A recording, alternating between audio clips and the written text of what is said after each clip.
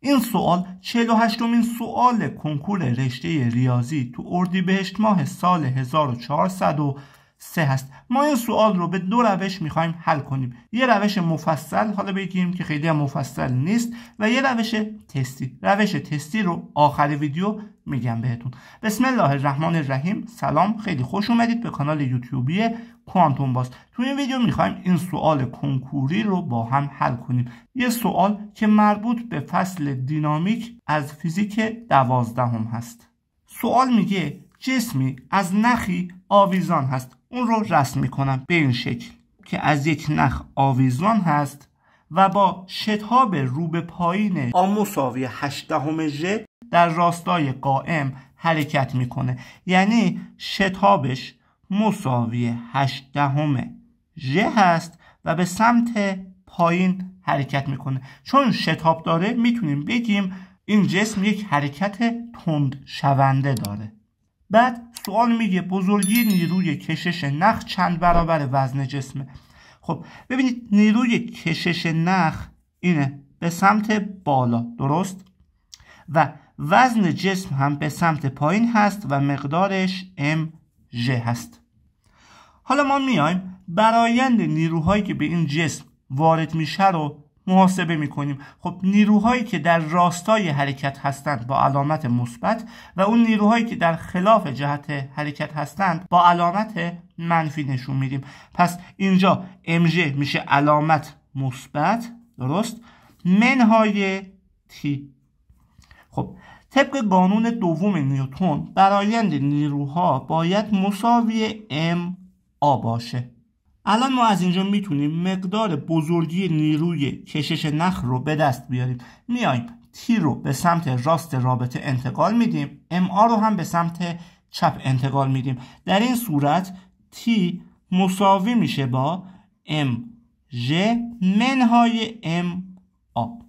الان تو این دوتا عبارت هم میتونیم از مقدار m فاکتور بگیریم، میشه m در j منهای a.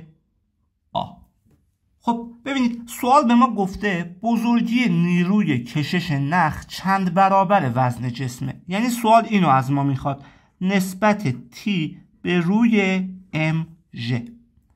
میگیم مساوی میشه با، خب t رو اینطوری به دست آوردیم، میایم توی این رابطه قرار میدیم m در j منهای، به جای a این عبارت رو می نویسیم چون سوال گفته بود که شتاب برابر است با 8 ژ منهای 8 ژ به روی mg. الان ما از صورت و مخرج میتونیم m رو بزنیم بره و بگیم این عبارت مساوی هست با ژ منهای 8 ژ میشه 2 ژ تقسیم بر ژ.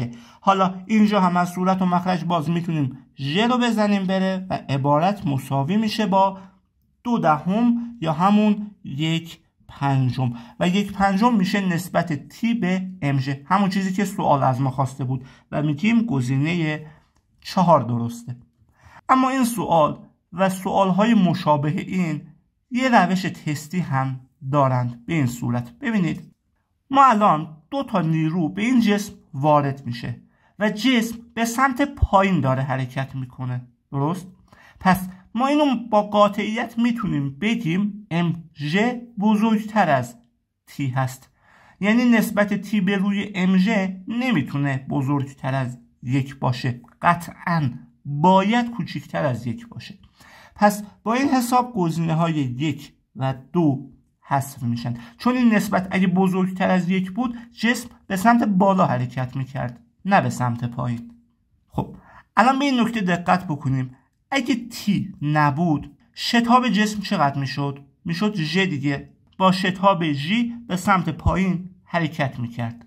یعنی این نیروی کشش نخ اومده و باعث شده که اون شتاب 1/5 ازش کم بشه، 1/5 خودش رو از دست بده. خب ببینید نیرو با شتاب رابطه مستقیم داره دیگه، F مساوی هست با ma. وقتی شتاب 1/5 خودش رو از دست میده یعنی این نیروی T هم 1/5 mg هست.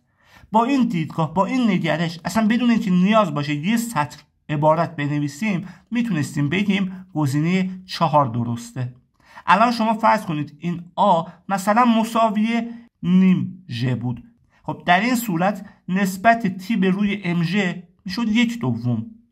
یا اگه مثلا این آ مساوی 2/10 ژ بود، نسبت تی به روی ام ژ میشد 8/10 یا 4/5. متوجه منظورم هستید؟ و اینطوری بدون اینکه نیاز داشته باشیم یه سطر رو بنویسیم، چه تو این سوال چه سوالات این مدلی، مخصوصا اون سوالاتی که مربوط به آسانسور و اینا هستند، میتونیم جواب رو به دست بیاریم. خیلی ممنونم که تا انتهای ویدیو با ما همراه بودید. مواظب خودتون باشید. تا ویدیو بعد، خدا نگهدار.